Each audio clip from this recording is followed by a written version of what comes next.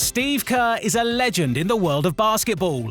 He scored a championship-winning shot with Michael Jordan. He's won an unbelievable 5 NBA championships as a player, and as a coach, he has led Steph Curry and the Golden State Warriors to 4 titles. As a nominee for the Laureus World Sports Team of the Year award, how proud is this legend of the game to be nominated in a category with some incredible teams, including World Cup winning Argentina and Oracle Red Bull Racing?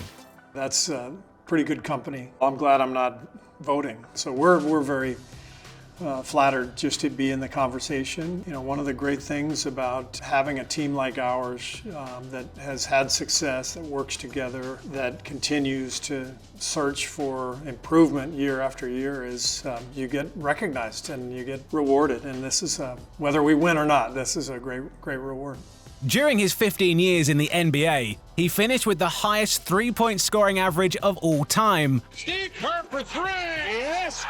He is always looking to improve his team and believes leadership in basketball can be developed by applying lessons learned in other sports. I think there's so much to learn from other sports, other coaches, because we're all trying to do the same thing, but we all have our own unique style. This past summer I went and visited Liverpool and met Coach Klopp, and I have visited various NFL training camps. I received a great education from Pete Carroll, the coach of the Seahawks. He asked me, he said, "How are you going to coach your team?" And I said, "You mean like what offense we're going to run?" He goes, No, that stuff doesn't matter. He said, "The culture, what's the culture going to feel? How are you going to establish your culture?" And he helped me understand that culture is really nothing more than values, whatever the team values are, really coming alive every day. I have learned an awful lot from different coaches that I've implemented into my own coaching here with the Warriors. Away from the court, Kerr uses his platform to talk on an issue close to his heart: gun violence. His father was shot dead in Beirut in 1984.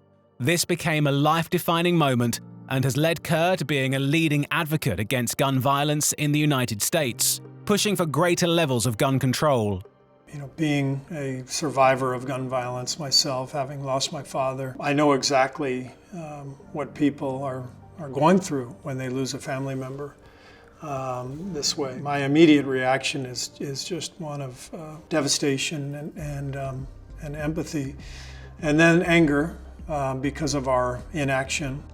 Last year, the mass shooting at Robb Elementary School in Texas saw 19 children and 2 adults killed. Kerr took this moment to act. He gave an impassioned plea for systemic change. Kerr gave a scathing critique of the inaction of senators.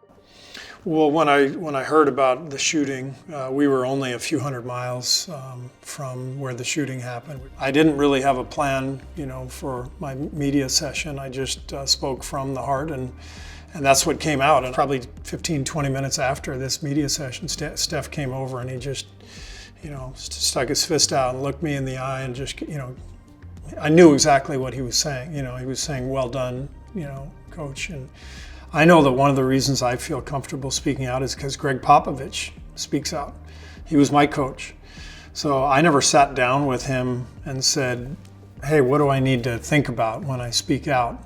I just watched him. You can go back to, you know, the '68 Olympics, Tommy Smith and John Carlos holding their fist up with black gloves on.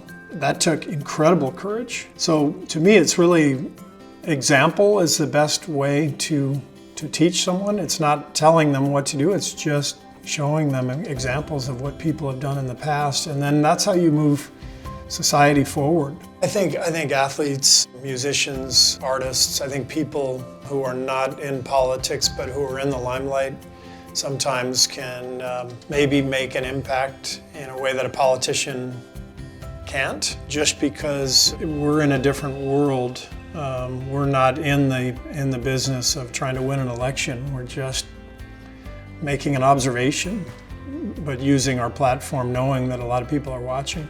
If we can just raise the conversation, raise the topic, and it becomes a conversation, then I think that's a good thing.